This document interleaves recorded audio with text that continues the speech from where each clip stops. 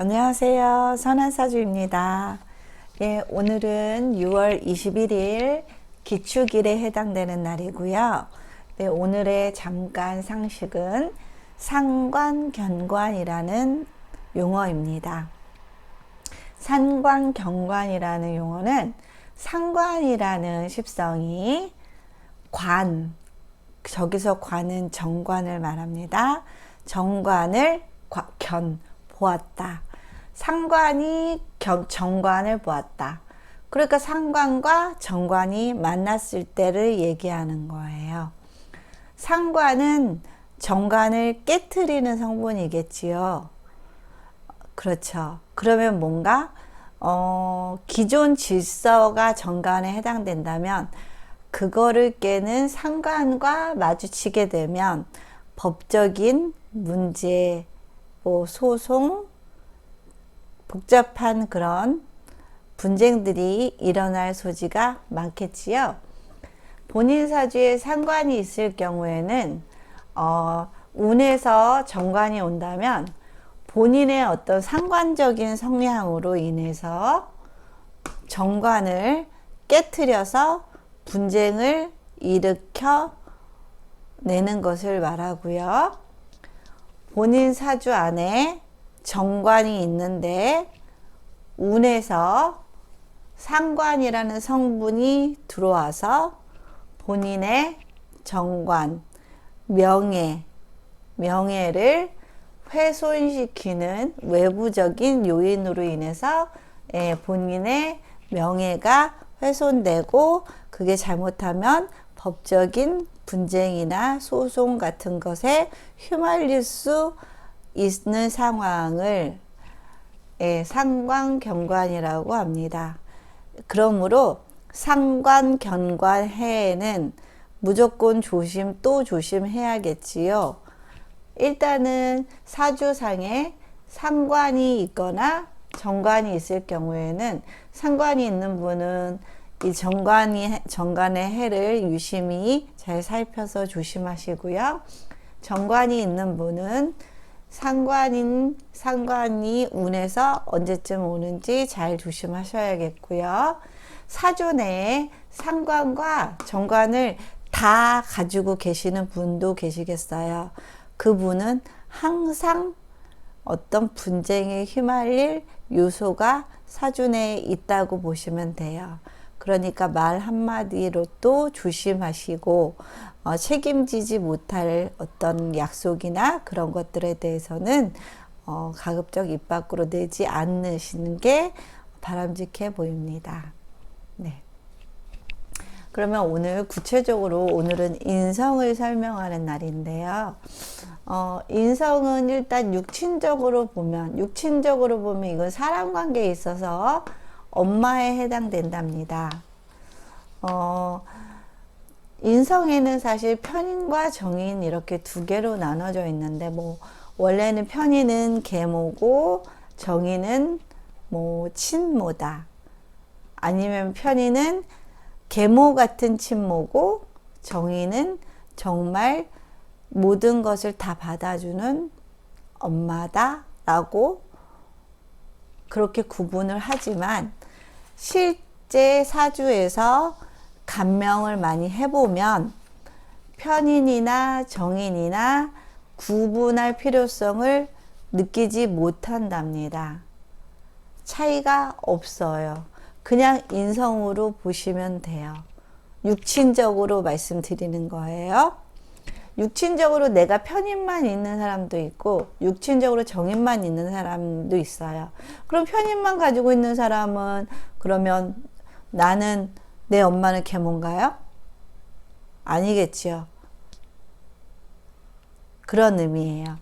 육친적으로는 아무 의미가 없고 단지 심리적인 특성이 편인을 가진 분과 정인을 가진 분의 심리적인 특성, 성격적인 특성 그런 것에 관해서는 확연한 차이가 있답니다.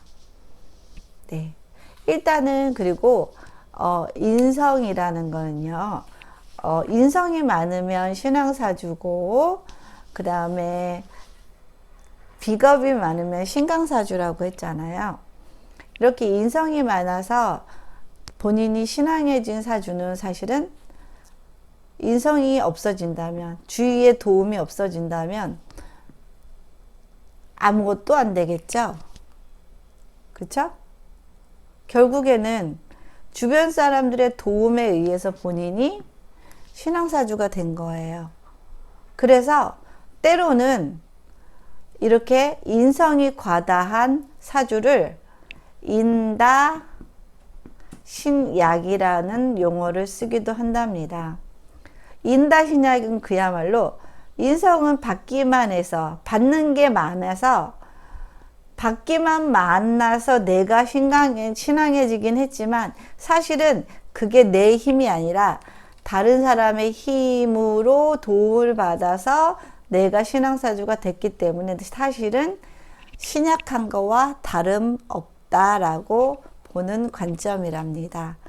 그래서 인다신약은 사실은 주변에 도움이 없으면 아무것도 안 되고, 그러다 보니까 인성이 많은 사주는 자꾸 누군가에게 의지를 하고요.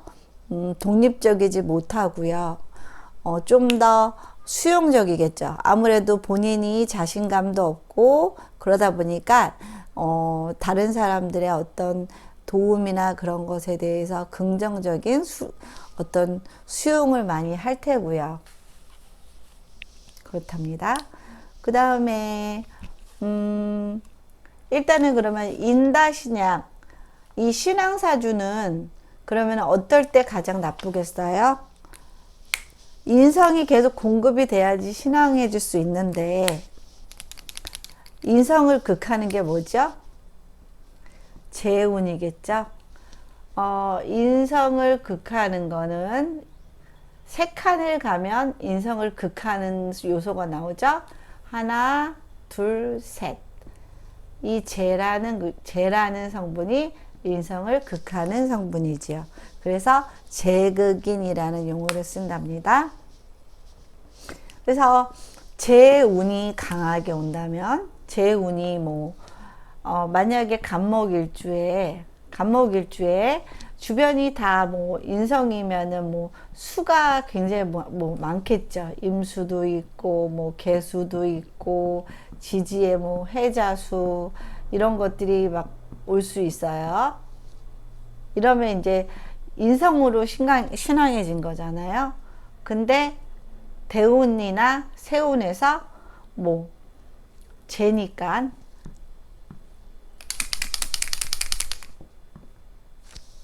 잠시만요. 재니까 이렇게 강하게 무술 이런 식으로 오게 된다면 이 물들을 말라도 너무 많이 말라버린 이 흙들이 다 흡수를 함으로 인해서 이 간목은 수분을 제대로 공급을 이때는 못 받겠지요. 그러면 간목은 잘 자라기가 힘들겠지요. 주변의 도움이 갑자기 없어진 거예요. 그러니까 이렇게 인다신약한 신앙사주는, 인성이 많아서 신앙사주는 재운에 가장 조심해야 되고, 어떻게 보면은 재대운. 그러니까 이 재대운이면 흙이면은 지지의 진술충미는 30년마다 한 번씩 오거든요. 30년마다 한 번씩 올 때마다 조심해야겠죠. 그 중에서 술과 미토가 수기가 전혀 없는 바싹 마른 흙이기 때문에 술이나 미가 오는 대운에 조심해야 될 거예요. 간목 입장에서는. 네. 대충 이해가 좀 가시나요? 그리고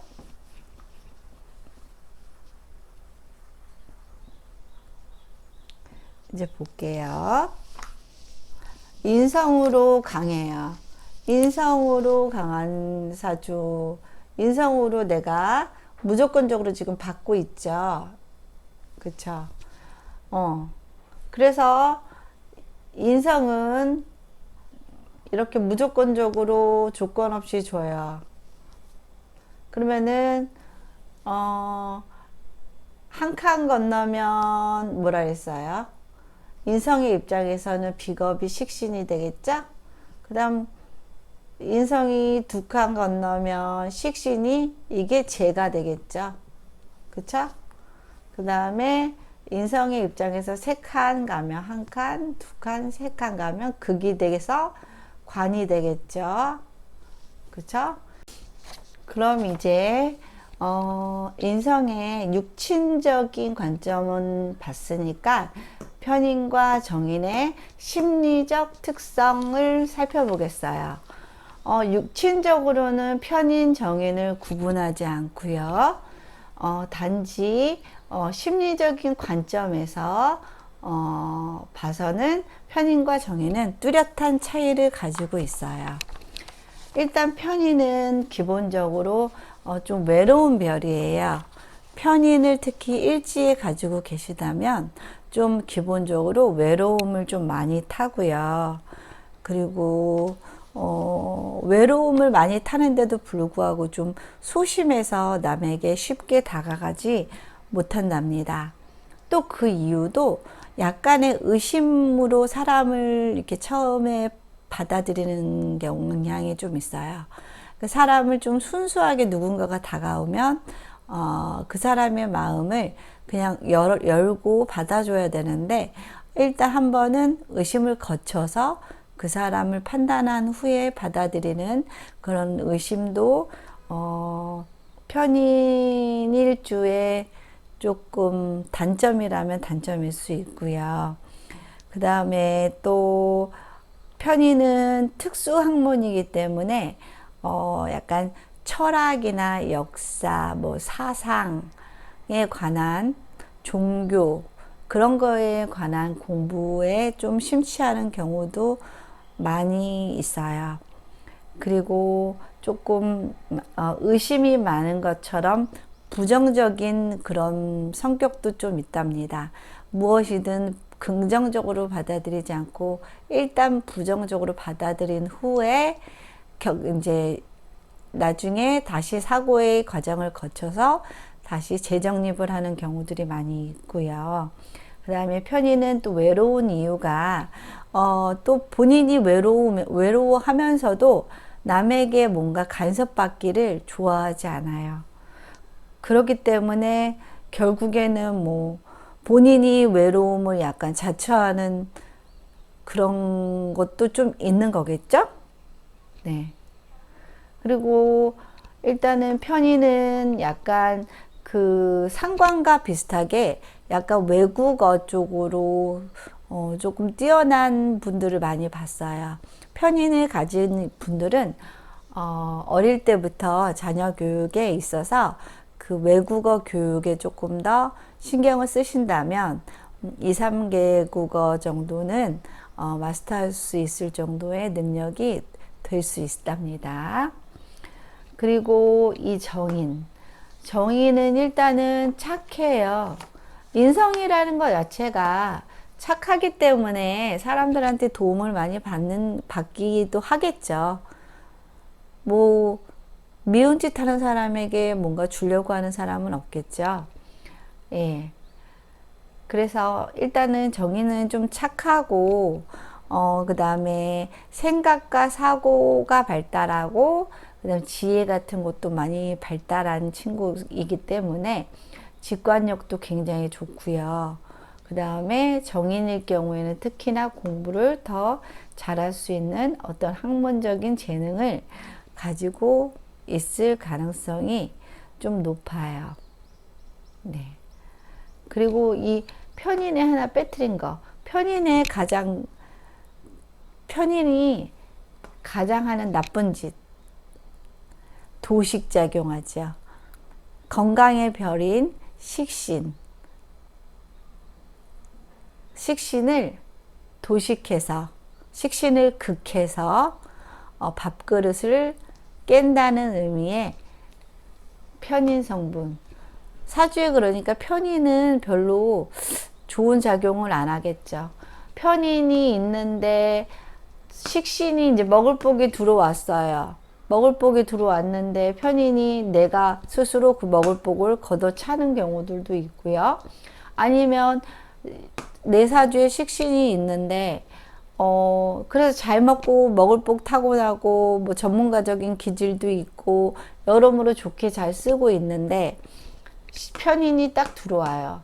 그러면 일단 먹을 복이 사라져 버리고 건강을 뜻하는 식신도 망가지고, 그 다음에 전문적 어떤 기술이나 지식 같은 거를 뜻하는 그런 식신의 작용도 조금 무용지물로 만드는 경우들이 있을 거예요. 그렇기 때문에 이 편인은 그렇게 반갑지 않은 흉신에 속한답니다. 네. 그리고 인성 다자라면 사실은 여자가 인성이 아주 많다고 봐요. 그러면 인성이 아주 많으면 이 관은 어떻게 되겠어요? 남편이죠. 남편이란 말이에요. 인성이 많은 여자는 남편에게 끊임없이 자신의 인성을 채우기 위해서 남편의 설기를 아주 심하게 하는 경향이 있답니다. 가령 예를 들면 아까 뭐 갑자일주, 뭐 여기 개해, 뭐 이런 식으로 인성 다자가 있어요. 그러면 일단은 여기에 관이 있다고 봅시다. 그러면 뭐 경호 정도로 있다고 봐요. 그러면 지금 이렇게 많은 물들 속에 이 금은 여기 퐁당 빠져버리죠. 금은 얘를 생해야 되고 얘를 생해야 되고 얘를 생해야 되면 금은 남아나겠습니까? 금이 설기가 너무 심하죠. 그러면 이 금이 바로 지금 갑자일주에게 남편이죠. 그러니까 남편은 이렇게 인성이 많은 여자를 만나면 설기가 너무 심해서 힘들어진다 라고 보시면 돼요. 그러므로 인성이 많은 여자를 만나신다면 그 부분을 채워주시거나 아니면은 결혼하시기 전에 인성을 많이 가지고 계시는 분을 피하시는 게 좀 더 유리해 보여요. 그리고 인성이 많은 분들은 받고자 하는 심리가 굉장히 많기 때문에 조금 약간 공주병도 좀 있고요. 그 다음에 인성이 많은 사람들은요, 남자를 많이 골라서 따져서 조건에 맞는 사람을 찾아서 배우자를 선택하는 경향이 아주 높답니다. 그러니까 약간의 순수성은 조금 떨어질 수도 있어요. 그러니까 그냥 너무 좋으면, 사실은 여자나 남자나 너무 좋으면 이것저것 안 보고 이 사람은 진짜 나와 결혼하고 싶다라는 생각을 하게 되잖아요. 근데 인성이 많은 여성분들은 좀 그래도 감정보다는 조금 더 이성적으로 판단해서 결혼해서 자신에게 유리할 수 있는 그런 남성을 선택하게 되는 그런 부분이 좀 있답니다. 그러면 이번에는 남성분이 인성이 다자라고 봐요. 그럼 어떻게 될까요? 마마 보이겠죠. 여기도 엄마, 저기도 엄마. 엄마가 다 해주네요. 그러면 부인의 자리가 있을까요? 부인이 들어갈 자리가 없겠지요. 힘들어도 부인을 찾는 게 아니라 엄마를 찾아요. 뭔가를 결정하고 결단을 내려야 될 때 부인과 상의하는 게 아니라 엄마와 상의를 해야 돼요. 좀 힘들어 보이죠, 그쵸?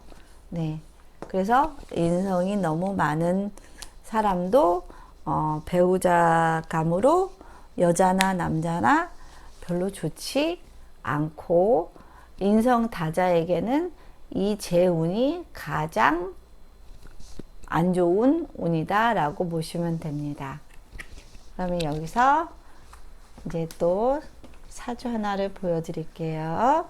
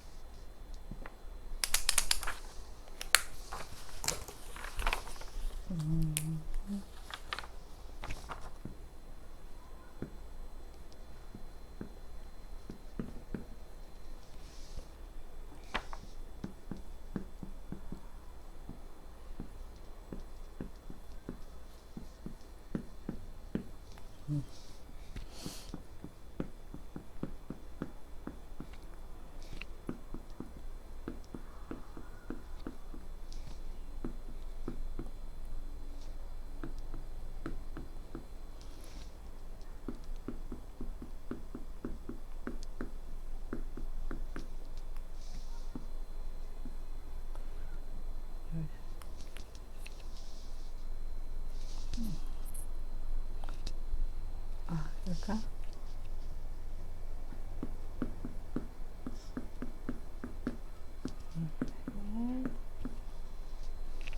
정축 모인. 아이고 너무 많이 썼나요? 18세, 18세, 28세, 38세, 48세, 58세, 68세, 78세 이렇게. 네. 일단은 천간에 보면 기기기 경쟁 대상이 굉장히 많네요. 이 재 하나를 놓고 돈, 이 재 하나를 놓고 이렇게 많은 기기기 경쟁자들이 있어요. 그럼 군겁쟁제죠? 일단은 군겁쟁제인데, 그리고 지지는 사유축 금국을 이루고 있네요. 금국을 이루고 있고 또 사신합도 이루고 있네요. 이렇게 사신합 수가 되겠죠? 수. 그리고 사주에 목이 없어요. 지금 여성분이시거든요. 목이 없다는 거는 일단은 남편을 만나기가 쉽지는 않은 구조죠. 그쵸? 쉽지는 않은 구조예요. 그리고 그 남자는 여기 한번 왔다가 아니네, 여기 한번 왔다가 아니네, 여기 한번 오는, 좀 여자를 거친 경력이 많은 남자를 만날 가능성이 좀 높을 거예요. 그리고 사주의 목이라는 건 이분 입장에서는 관이에요. 관이 없다 보니까 굉장히 사상이 좀 자유롭고, 지지가 더군다나 식상국이잖아요. 사유축 금국, 금국을 짰죠. 사유축 금국을 짜서 식상국. 말과 글이 엄청 좋아요. 근데 상관의 의미를 띄어서 많이 좀 문제의식을, 사회에 대한 문제의식을 많이 가지고 계시고요. 그 다음 그것에 대해서 관심도 많고, 만나게 돼도 그런 주제로 이야기를 많이 나눈답니다. 일단은 여기서 그러면은 이 목의 입장을 한번 보자고요. 목의 입장은, 목은요, 여기서 목은 물기가 있어야 되잖아요. 수기가 있어야 되죠. 수기가 여기 하나 달랑 있네요. 그쵸? 수기가 있어야 되고, 그 다음 화기를 봐야 돼요. 근데 다행히 4월에 태어났어요. 그래서 목이 들어올 수는 있어요. 수도 있고 화기도 있고 들어올 수는 있는데, 문제는 이 사유축해서 이 사화가 금으로 변했고요. 축도 금으로 변했어요. 그러면 결국 이 기축일주가 내뱉는 이 말들이 금과 같이 차갑고 결단력 있고 뭔가 냉정하고 이성적인 그런 말과 행동, 표현을 많이 해요. 그래서 굉장히 좀 지적도 잘하고 굉장히 논리적으로 아무리 친한 사람에게라도 불편한 거에 대해서는 자신의 의견을 정확하게 밝혀서 기분이 좋지 않다라는 것을 다 밝히시는 분이세요. 그리고 이게 다 말 성분이라 그랬죠? 이것도 다 말 성분이고 지지도 다 표현 성분이고 그러다 보니까 그냥 남들 같으면 지나갈 수 있는 아무렇지도 않은 그런 상황에서도 다 문제거리가 보이고 뭔가 지적거리가 보이고 문제의식을 자꾸 갖게 되는 그런 사주를 갖고 계신답니다. 그리고 이 재는 지금 이거 하나밖에 없는데 물론 여기서 금생수로 수기가 좀 늘어나긴 했지만 기에 의해서 이건 이미 흙탕물이 됐어요. 그러면 재물의 상태가 좋을까요? 흙탕물이 됐는데 별로 좋아 보이지 않겠지요. 그쵸? 그리고 이분이 자식이 있으시다면 여기가 자식 자리잖아요. 자식 입장에서 따님이라면 이렇게나 많은 남자가 있는 거예요. 이 남자도 만나보고 이 남자도 만나보고 이 남자도 만나볼 수 있는 그런 경험들을 할 수 있겠죠. 그렇죠?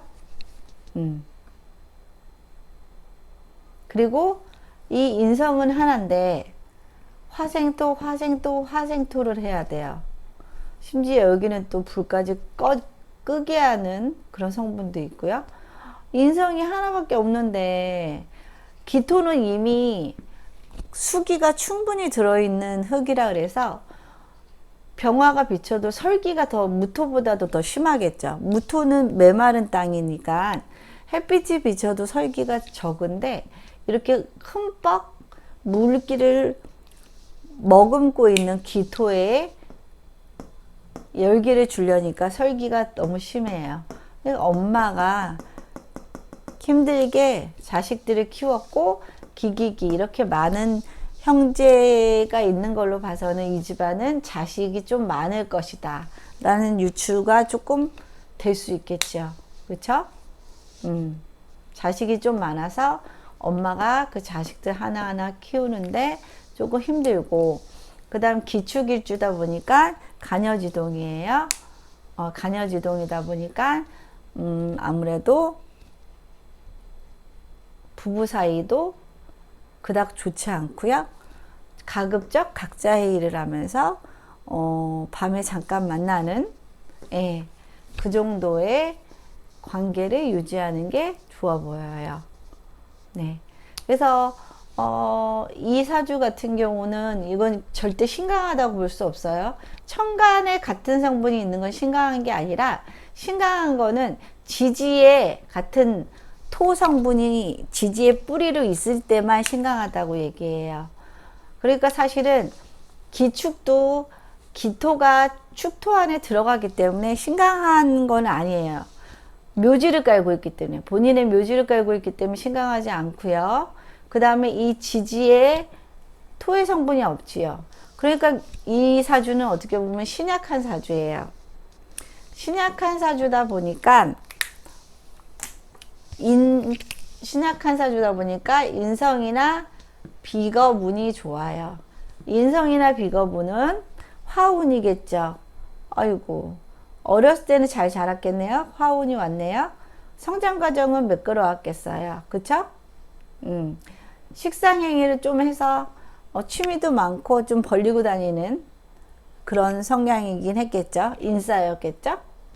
그리고 인성, 그 다음 비겁은 흙. 언제 또 좋을까요?